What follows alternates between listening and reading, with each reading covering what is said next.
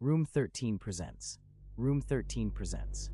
In the isolated town of Eastwood Hollow, shadows loomed longer than seemed natural, and the air always felt stagnant, however fiercely the wind blew. It was a place that had once thrived in the days of the coal industry, but now existed only as a bittersweet memory of progress. Amidst the faded facades and cracking pavements lay Oakhurst Manor, an old boarding house crowded with history and hushed whispers. Oakhurst wasn't particularly inviting. Its steep gables and harsh turrets piercing the gloomy sky held an inexplicable allure that drew in guests, many of whom left sooner than intended. The manor's most whispered-about location was simply known as Room 13. It was sealed off by a lock that rusted over decades, untouched, as innkeepers came and went. From what the sparse documents detailed, blurred and yellowed with age, a tragedy had struck within its confines, a disappearance that had never been solved. Yet the room seemed merely a storied relic, inviting skepticism until the day Simone Callahan arrived. Simone was not a thrill-seeker by nature, nor was she fond of the supernatural. Recent events, however, had pushed her to explore beyond the limits of reason and comfort. The death of her younger brother, Leo, in a mysterious accident that left no witnesses and offered no solace but questions, haunted her every waking moment.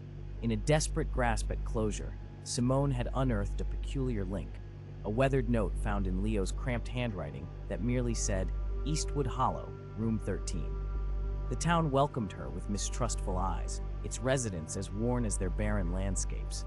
Shadows hung under their eyes, and they spoke in low murmurs, as if each word carried the weight of a curse. Simone, used to the bustling anonymity of the city, felt like she had stumbled into a different world altogether. Every step towards Oakhurst Manor felt like treading into the unknown. At the manor, Simone was greeted by the current caretaker, an elderly woman known as Mrs. Wainwright. Every inch the epitome of a Gothic novel's matron, she shuffled about with a sketchy shuffle, eyes studying Simone as if measuring the weight of her secrets. Mrs. Wainwright showed Simone to one of the available rooms, overlooking a dilapidated wing of the manor where Room 13 was supposedly located.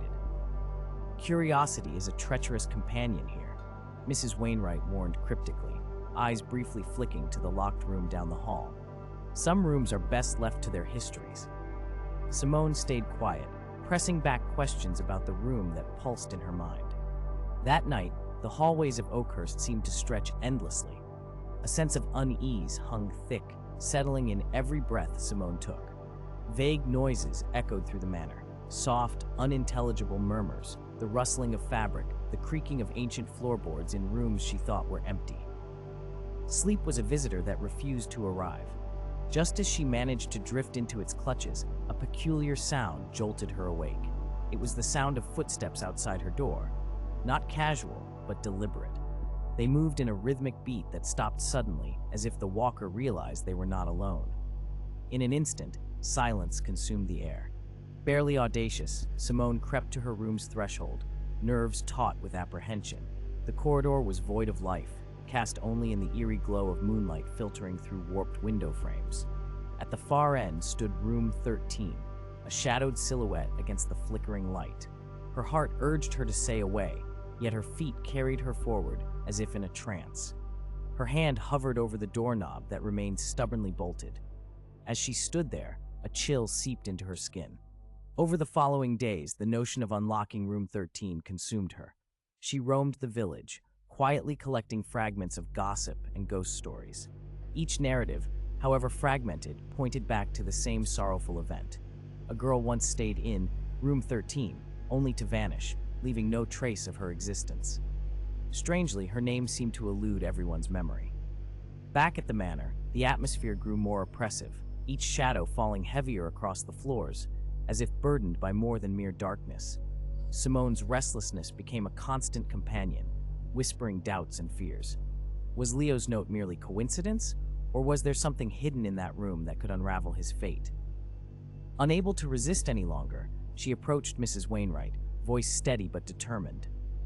"I need to see Room 13, she insisted, meeting the caretaker's knowing gaze. The old woman paused, the air thickening with unsaid histories. "Room 13 demands your true intentions, child," she eventually acquiesced, a cryptic invitation veiled in a riddle.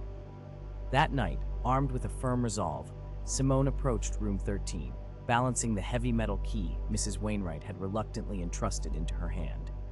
Each step echoed like a tolling bell.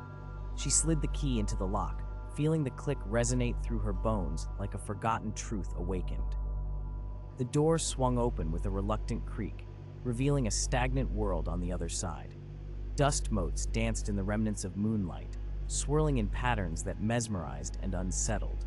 The room was untouched by time, frozen in whatever anguished moment it had witnessed.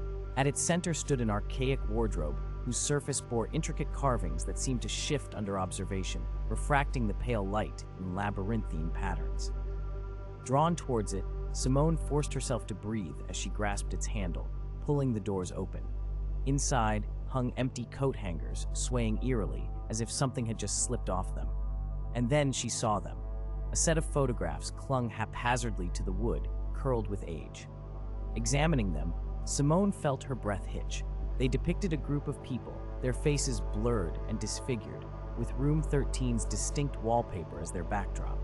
Each person's eyes seemed to burn into the lens, bearing stories that had been lost with them.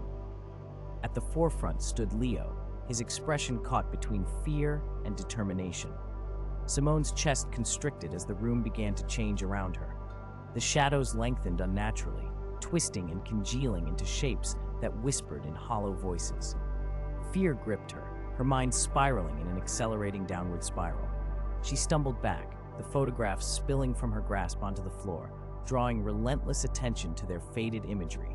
Realization dawned with the weight of a shattering truth. Room 13 was not merely a room, it was an echo chamber of sorrows, trapped in time, a portal drawing in spirits unable to find their peace. Cold understanding seeped into her bones that Leo hadn't come here by accident. He had been summoned, his spirit now part of the unintelligible chorus resonating through the manor. Desperation clawed at Simone. She staggered backwards, pain and regret etched on her features as she sought escape from a room that now felt alive with anguished presence. The door, however, bore refusal. It would not yield to her frantic attempts to open it from within. As Simone's despair deepened, a soft, unseen caress brushed against her cheek, a tender reassurance all at odds with the cold dread dominating the air.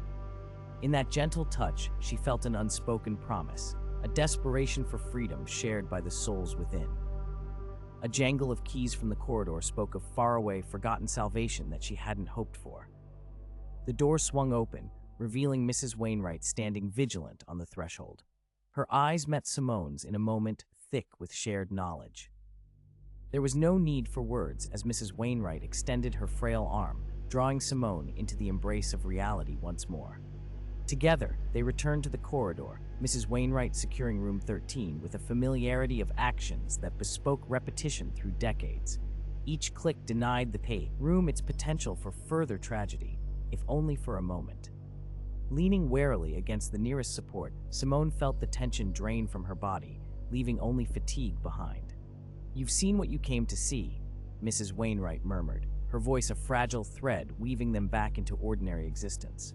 "Part of them remains captive, but some still find their peace." Simone nodded, the weight of echoes and revelations settling on her.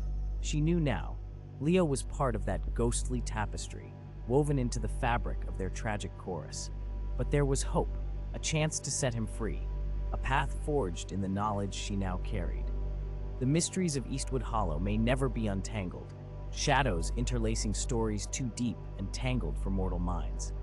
Yet in Oakhurst Manor, room 13 kept its silent watch, its secrets buried beneath layers of time, protecting the departed and whispering their stories into the night.